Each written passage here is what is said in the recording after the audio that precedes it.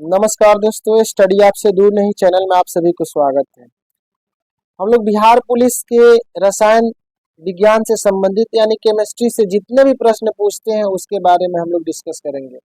और ये पार्ट 1 के रूप में वीडियो होगा जो 50 क्वेश्चंस का डिस्कस करेंगे मात्र 15 से 16 मिनट के बीच में।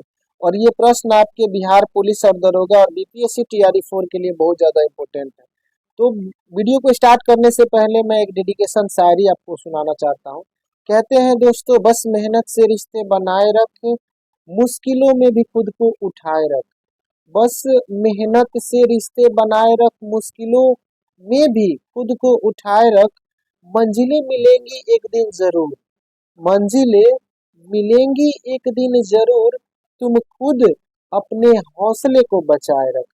चलिए क्वेश्चंस पे स्टार्ट करते हैं इस शायरी के साथ। अगर शायरी अच्छा लगा हो तो एक बार कमेंट जरूर कीजिएगा, वेरी नाइस वगैरह, जस्ट लाइक दैट। देखिए ये आसान क्वेश्चन है, लेकिन ये सबसे पहले मतलब आसान क्वेश्चन से मॉडरेट और उसके बाद हाई लेवल का क्वेश्चन से स्टार्ट किया गया। पहला क्वेश्चन कह रहा है जल का रासायनिक सूत्र क्या होता है। तो बाबू इसको कहते हैं कार्बन डाइऑक्साइड, जो हम अपने सांस में छोड़ते हैं। और इसको कहते हैं ऑक्सीजन, जिसे हम लोग ग्रहण करते हैं। और ये है आपका हाइड्रोजन, और ये है आपका जल।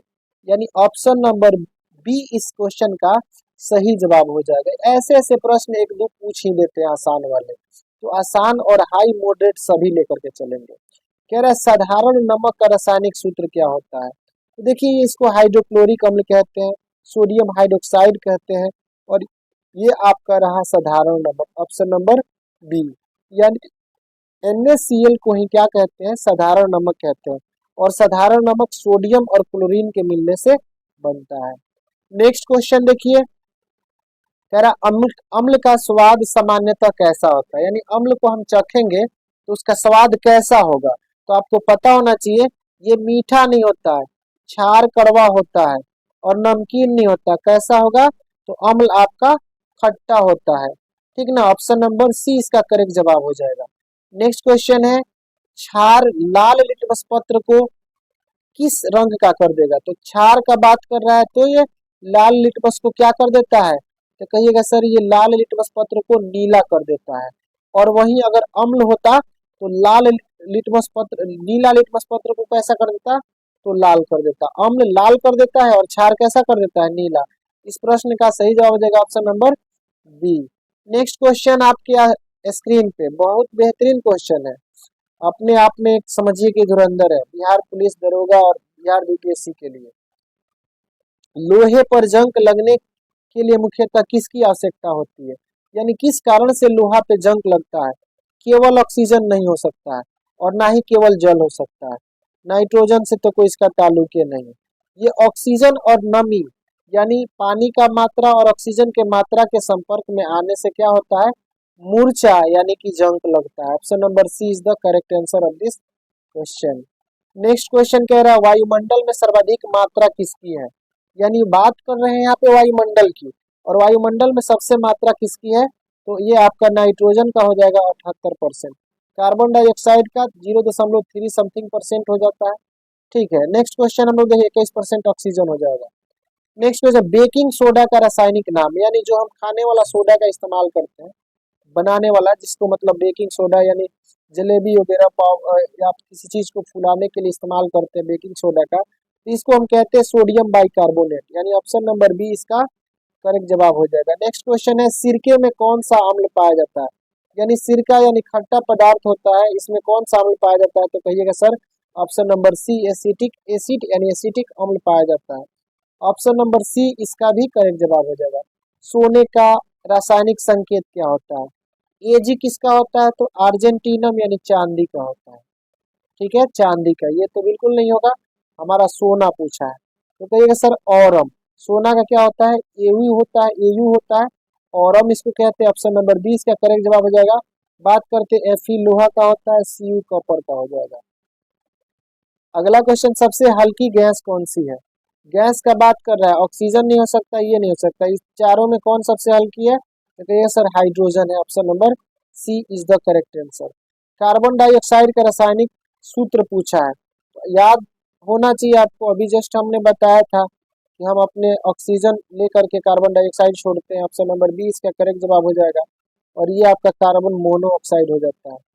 उसके बाद कार्बन डाइऑक्साइड है, बहुत सारी चीजें हैं। हाइड्रोक्लोरिक अम्ल का सूत्र क्या होता है, जो हमारे अमाशय में पाया जाता है, इसे कहते हैं हाइड्रोक्लोरिक अम्ल। ये होता है HCl। Option number C is the correct answer. ये हो जाएगा आपका हाइड्रोजन सल्फेट, और ये नाइट्रिक अम्ल हो जाएगा, हाइड्रोजन कार्बोनेट। उसके बाद अगला, चूने का पानी का रासायनिक नाम क्या होता है, यानी चूना वाला पानी जो होता है उसका रासायनिक नाम क्या होता है, तो कहिएगा सर चूने के पानी को हम लोग कैल्शियम हाइड्रोक्साइड कहते हैं, कैल्शियम हाइड्रोक्साइड कहते हैं। ठीक है, ये हो जाएगा आपका चूने का पानी का, क्या सॉरी कैल्शियम हाइड्रोक्साइड का नहीं, ये तो बुझा हुआ चूना हो गया, कैल्शियम हाइड्रो सही, कैल्शियम हाइड्रोक्साइड नहीं होगा, वो हो जाएगा कैल्शियम हाइड्रोक्साइड, चूने का पानी। नेक्स्ट क्वेश्चन है, अम्ल का पीएच मान क्या होता है। तो देखिए दो चीजें आप लोग को जान लेना बहुत ज्यादा जरूरी है, अम्ल और क्षार। अम्ल का पीएच मान आपका 7 से कम होता है। अम्ल का पीएच मान, अम्ल का पीएच मान 7 से कम होता है, और 7 से जो अधिक होता है वो क्या होता है, तो क्षार होता है। और 7 जो होता है उदासीन होता है, तो उदासीन का 7 होगा, और क्षार का 7 से अधिक होगा, अम्ल का 7 से कम होगा। इस क्वेश्चन का अम्ल पूछा था, ऑप्शन नंबर सी इसका सही जवाब हो जाएगा। नेक्स्ट क्वेश्चन है, उदासीन विलयन का पीएच मान। उदासीन का हम अभी जस्ट बताए हैं क्या होता है, तो कहिएगा सर 7 होता है। ऑप्शन नंबर सी इसका सही जवाब हो जाएगा। अम्ल का उदासीन विलयन का पीएच मान के बारे में आपसे कह रहा था, तो इसका हो जाएगा। नेक्स्ट क्वेश्चन है, कमरे के ताप पर द्रव धातु, यानी इसमें से सबसे पहले तो आप देख लीजिए धातु कौन है। देखिए धातु का बात करें, ये भी आपका कहीं ना कहीं, तो ये कमरा के ताप पर पिघल जाएगा जी, नहीं ये पिघलेगा, ये नहीं पिघलेगा। यानी पारा जो होता है आपका, जो थर्मामीटर में पारा लगता है, ये कमरे के ताप पर क्या हो जाता है, पिघल जाता है।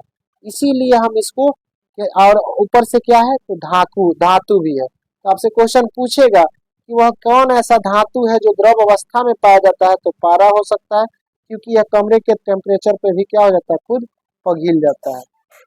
नेक्स्ट क्वेश्चन, कमरे के ताप पर द्रव अवस्था में, वो धातु था, ये कह रहा है अधातु कौन है, तो कमरे के ताप पर द्रव अवस्था में पाए जाने वाला अधातु ब्रोमियम हो जाएगा। ऑप्शन नंबर ए इसका करेक्ट जवाब हो जाएगा।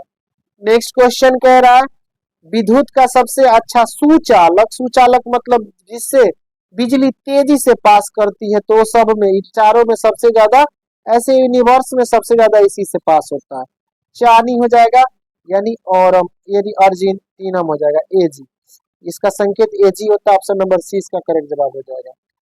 पीतल का मिश्र धातु, याद ट्रिक कर लीजिएगा, पीताजी, पीताजी, पी से पीतल प्राप्त होता है किससे, तांबा और जस्ता से। तो देखिए इसमें तांबा और जस्ता कहाँ है, तो कहिएगा सर ऑप्शन नंबर ए में है, तांबा जस्ता, यही हमारा इसका सही जवाब हो जाएगा।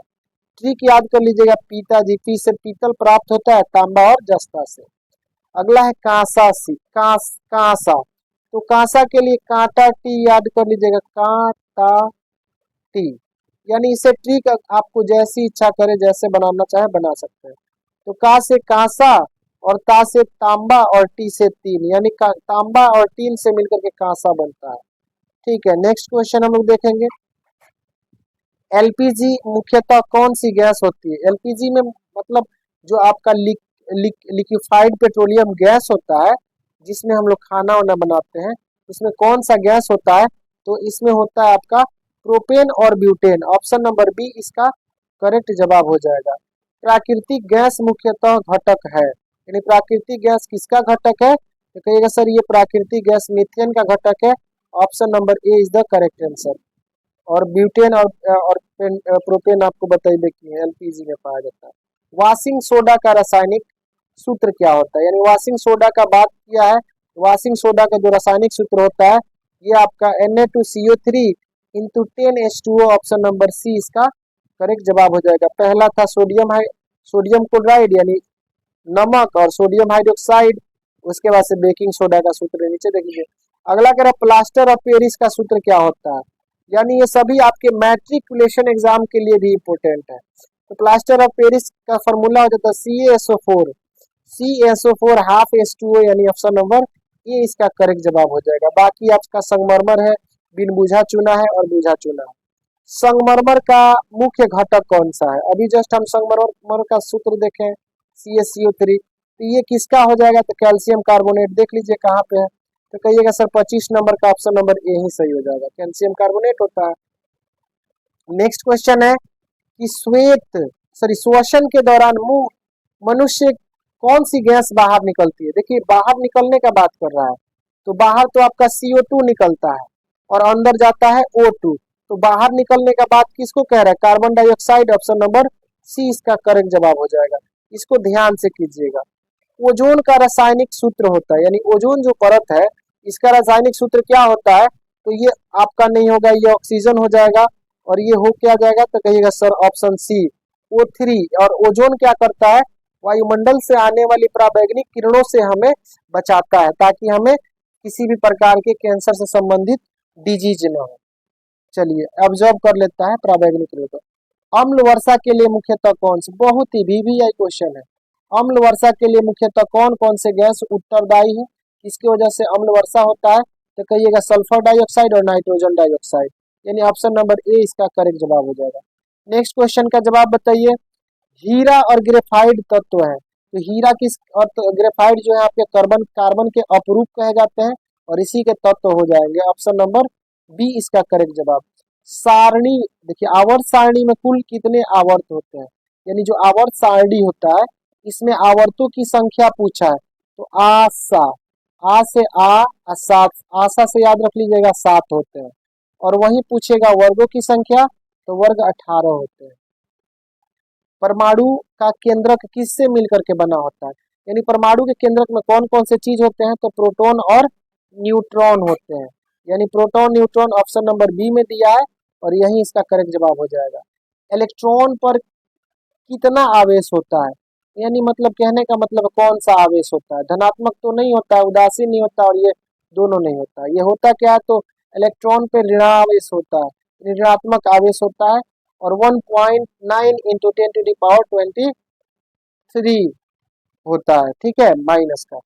चलिए नेक्स्ट क्वेश्चन है आपका, प्रोटॉन पर आवेश होता है, यानी जो प्रोटॉन होता है उस पर कितना आवेश होता है? तो ऋणात्मक नहीं होता है, प्रोटॉन पे आपका धनात्मक आवेश होता है, ठीक है। प्रोटॉन पे धनात्मक, इलेक्ट्रॉन पे ऋणात्मक और जो न्यूट्रॉन होता है उदासीन होता है। न्यूट्रॉन पर आवेश, देखिए क्वेश्चन भी पूछ दिया, 34 का क्या हो जाएगा? कहिएगा सर ये उदासीन होता है। परमाणु क्रमांक किसके बराबर होते हैं? यानी किसी की परमाणु संख्या निकालना है तो वह किससे निकलता है? तो प्रोटॉन के संख्या के बराबर होता है, यानी ऑप्शन नंबर क्या हो जाएगा? तो कहिएगा सर ऑप्शन नंबर 35 का बी हो जाएगा। नेक्स्ट क्वेश्चन, द्रव्यमान संख्या किसके बराबर होता है?